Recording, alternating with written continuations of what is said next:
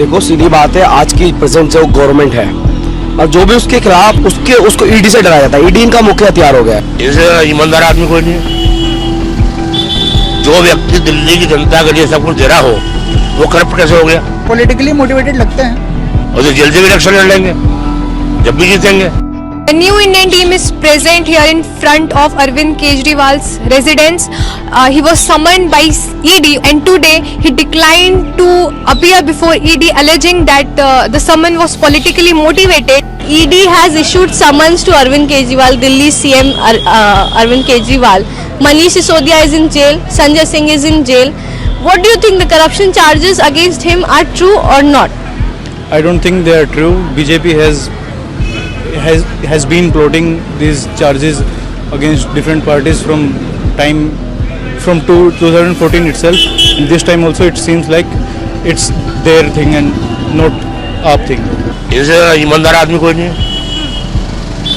जो व्यक्ति दिल्ली की जनता के लिए सब कुछ दे रहा हो वो करप्ट कैसे हो गया? ये तो बीजेपी की चाल है, सबको फंसाना। देखो सीधी बात है, आज की प्रेजेंट जो गवर्नमेंट है और जो भी उसके खिलाफ या उसके खिलाफ जो उसको ईडी से डराया जाता है। ईडी इनका मुख्य हथियार हो गया है। जो ईडी का ये तो हर जगह भेज रहे हैं। आपने देखा होगा केंद्र सरकार हर जगह ईडी भेज रही है। जो उनके खिलाफ हो जाते हैं उसी के पास ईडी आ रही है, ये गलत है। केजरीवाल ने जो ईडी का सम्मन था आज उन्होंने वो स्किप कर दिया, वो नहीं गए। उन्होंने कहा कि ये पॉलिटिकली मोटिवेटेड है। एग्जैक्टली, ये पूरा पॉलिटिकल एजेंडा है कि तुम सारा ईडी को, पहली बार तो ईडी एक इंडिपेंडेंट काम करना चाहिए, ये सीधा बात है। चाहे वो रूलिंग हो या अपोजिशन हो, उन दोनों को देखते हुए काम करना चाहिए। पॉलिटिकली मोटिवेटेड लगते हैं।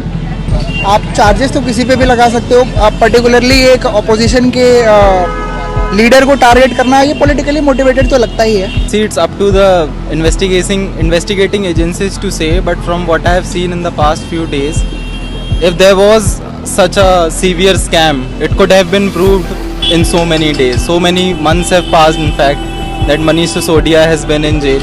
So if there really was something, it should have been proved till now. Yeah, surely. There are tactics like because of social media and Twitter trends. BJP has been doing these things since very long and this time also it seems like that only. Madam ऐसा है, BJP का काम है आम आदमी party को खत्म करना और चाहे कितने भी पक्ष के नेता हो सबको जेल डालेंगे। ये तो जीतने वाले हैं नहीं, इनका यही काम रह गया कि सबको फंसाओ। Yes, personally speaking, I do think yes, it's a tactic to, if not maybe accuse the person, but maybe waste his time so that he's not as capable as he would have been in competing the election. उनको ना सिर्फ मुद्दों पे रहना चाहिए, मुद्दों से नहीं भटकना चाहिए, और जनता को ये मुद्दों से ही भटका रहे हैं। Of course, I do think that it's an attack by BJP on opposition party, because once a controversy in the air, nobody sees if it's true, if nobody check facts. But नाम तो बदनाम हो गया ना। आने वाले elections में दिल्ली में आम आदमी पार्टी वापस आएगी? बिल्कुल आएगी, वो रोक नहीं सकता। और जो जेल से भी इलेक्शन लड़ लेंगे जब भी जीतेंगे। हाँ, आ सकती है, और आम आदमी पार्टी जहाँ तक लगता है कौन बीजेपी को कोई वोट नहीं देगा, ये पक्का है। I think फिर से आएगी और डिजर्व करते हैं आना।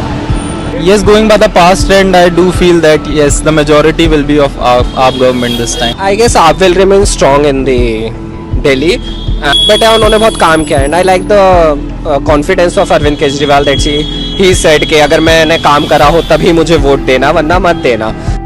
Aditi, as we know, Manish Sisodia and Sanjay Singh, AAP leaders, are already in jail.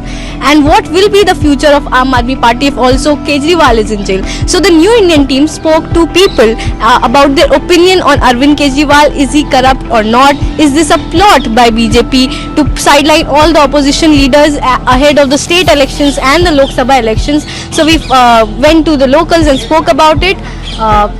This is Soumya Shukla. This is Aditi.